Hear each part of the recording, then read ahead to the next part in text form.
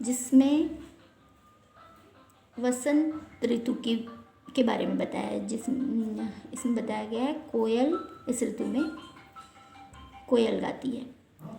कोयल गाए मधुर तराना, ऋतु बसंत जब आए, पेड़ पौधे फूल पत्तियाँ मन को बहुत सुहाए। इसमें वसंत ऋतु के बारे में बताया है, जिसमें कोयल गाती है और पेड़ पौधों पर फूल पत्तियाँ उगाती हैं। उसके बाद दूसरी ऋतु है ग्रीष्म ऋतु में तपता सूरज देखूं आँख दिखाए, कोई ठंडा शरबत पीता डुबकी कोई लगाए। देखो किस तरह से ये ठंडा शरबत पी रहा है और सूरज तप रहा है। तो इसमें ग्रीष्म ऋतु यानी गर्मी की ऋतु में सूरज तपता है और आँखों में हम क्या करते हैं, गॉगल लगाते हैं, चश्मा लगाते हैं, धूप से जो हमारी आँखों को सुरक्षित रखता है। और इस तरह से हम ठंडा शरबत पीते हैं गर्मी की ऋतु में। उसके बाद तीसरी ऋतु है वर्षा ऋतु। वर्षा ऋतु में छाता भाए, ठंडी बौछारों से बचाए, कागज की जब नाव चले, बिटिया गदगद हो जाए।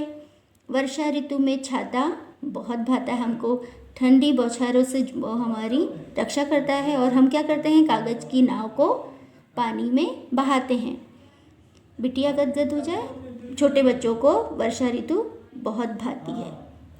तो इसमें वर्षा ऋतु की जानकारी हमको दी गई है। ऋतु शरद की पूनम आई, चांद बहुत मुस्काए, शीतलता नभ से बरसे है, मन की प्यास बुझाए।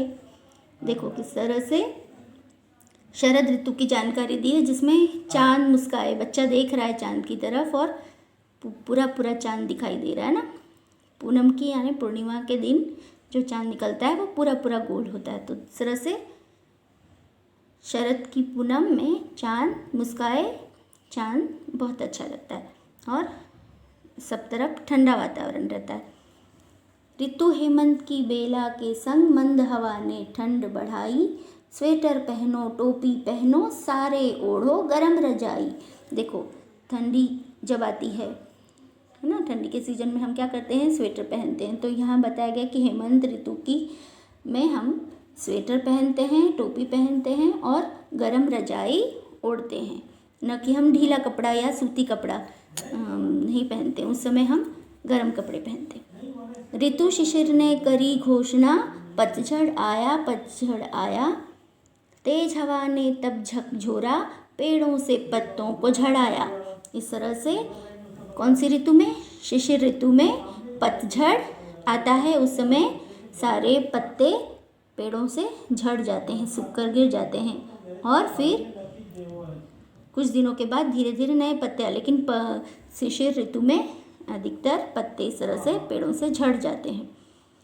तो इस तरह से अलग अलग ऋतुओं में अलग अलग किस किस प्रकार की प्रक्रिया होती है, इसकी जानकारी दी गई है। इस तरह से सारी ऋतुओं की जानकारी हमको इस ऋतुएं कविता में दी गई है।